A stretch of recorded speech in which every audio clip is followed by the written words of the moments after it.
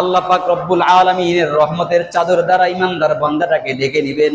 ডেকে নিয়ে কানে কানে তাকে বলবেন, বান্দা, আমার নেককার বান্দা, এই আমলটা তুমি করেছো? জি রব করেছি। এই আমল করেছো? জি রব করেছি। এটা করেছো? জি রব করেছি।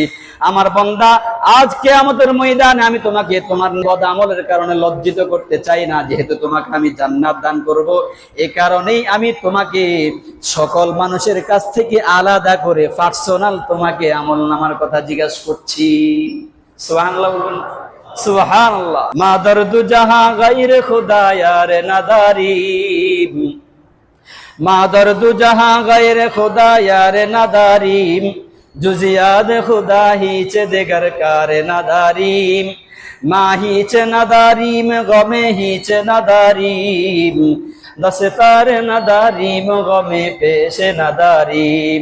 যদি ইমানদার বান্দা হতে পারো বান্দা, তখন তোমার আমলনামাটা সকলের সামনে পেশ করা হবে না। হিসাবান ইয়াসিরা, সহজ হিসাব কোনটা? দেখে বলা হবে, বান্দা এই আমলগুলো তুমি করেছো। বান্দা তো স্বীকার করবে, দুনিয়াতে রবের সব হুকুম স্বীকার করেছে, পরকালেও স্বীকার করবে। বদকাররা তো শুধু অস্বীকার করতে থাকবে, এই কারণে বদকারকে ডাকবে না। মুমিন যেহেতু স্বীকার করবে, মুমিনকে ডেকে বলবে, রহমতের চাদরে ঢেকে, বান্দা আমলগুলো করেছো? জি রব করেছি। যাও, আজকে তোমাকে লজ্জিত করা আমার উদ্দেশ্য নয়। উদ্দেশ্য কেবল তোমার প্রতি আমার মায়া কত বেশি, এটা প্রদর্শন করার জন্য এই বদ আমলগুলো তোমাকে স্মরণ করে দিয়েছি। তুমি চুপিসারে জান্নাতে চলে যাও।